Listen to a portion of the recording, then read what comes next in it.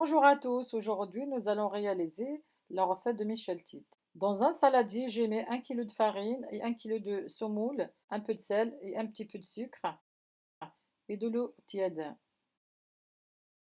Et je vais commencer à mélanger tous les ingrédients jusqu'à ce que tu obtiens une pâte homogène.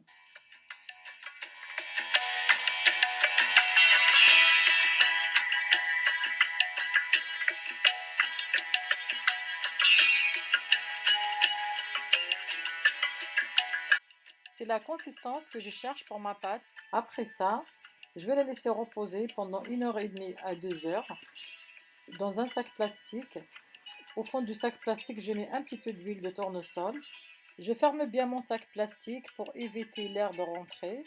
Et je la laisse reposer tranquillement. Après repos, je la dégaze un moment.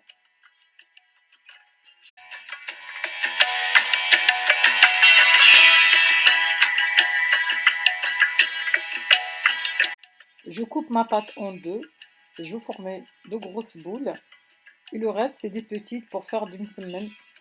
Et les grandes, c'est pour faire le mchelti.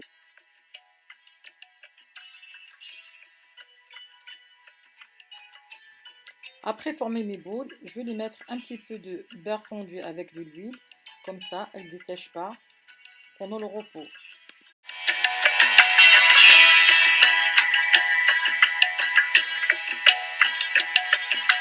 Après le repos, je vais étaler ma pâte bien fine.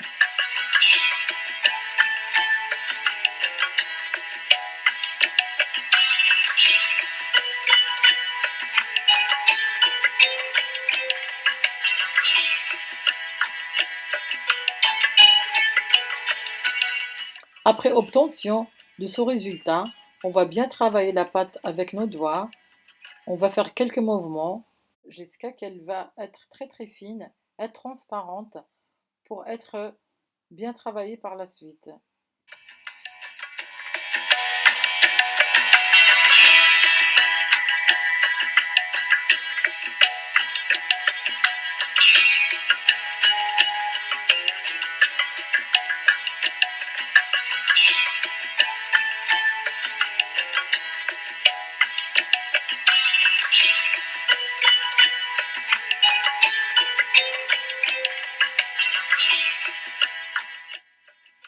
J'ai préparé un petit peu de beurre fondu avec du tournesol. Chaque fois, on va mettre partout sur la pâte avant de la plier sur elle-même. Et chaque fois qu'on fait ce geste-là, on n'oublie jamais de mettre du beurre entre deux pâtes.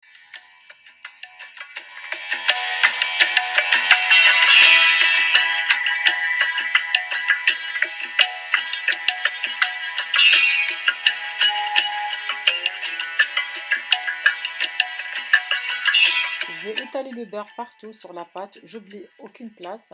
C'est très important pour réaliser cette recette.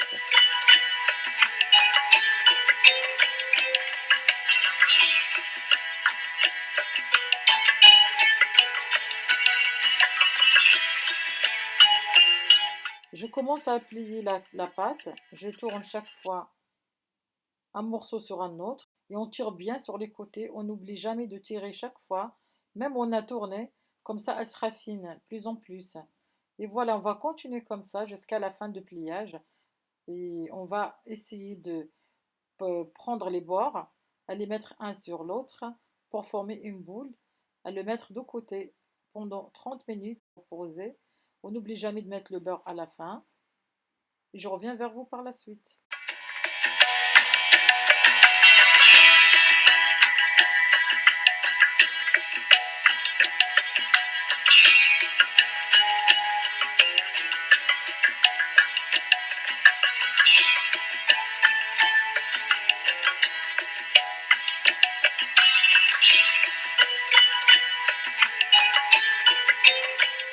Après ma pâte qu'elle a reposé pendant 15 minutes, je mets un petit peu de beurre et je vais essayer de la baisser un peu pour former une boule plate environ 3 cm. Et après, je le mets directement dans le four à 180 degrés pendant 3/4 d'heure. J'ai oublié de vous dire, il faut préchauffer le four pendant 10 minutes avant de la cuisson. Je vais m'occuper de même semaine. Je vais former 5 à 6 boules que j'ai fait tout à l'heure. Ils ont bien reposé.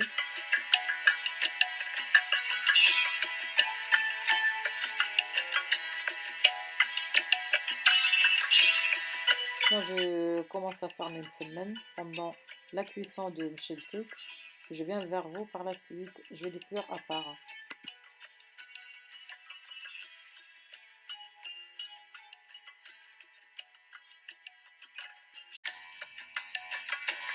La recette est désormais réalisée. Également la cuisson de msemen, voilà. Je monte un petit peu la cuisson, elles sont belles. Maintenant, on va passer à la coupe de mes cheltiques. Je vais les couper en morceaux pour que vous voyez comment il est à l'intérieur. Il est bien feuilleté. Je suis très contente de ma recette. On va bien manger ce mcheltik avec du thé, avec du lait fermenté. On peut faire du café au lait, on peut mettre à l'intérieur du sucre, du miel, de la confiture. On peut le manger également nature.